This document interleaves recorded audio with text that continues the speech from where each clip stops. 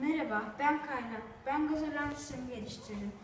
Bu sistemi yapmak için gaz alarm sensörü, LED, buzzer ve fan kullandım.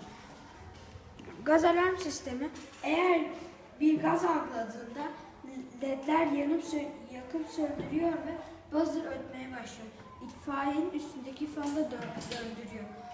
İtfaiyenin üzerindeki fan gelip buna yaklaştığında bir süre sonra duruyor, gaz gidiyor ve yakıp sönmesi duruyor ve fan da duruyor.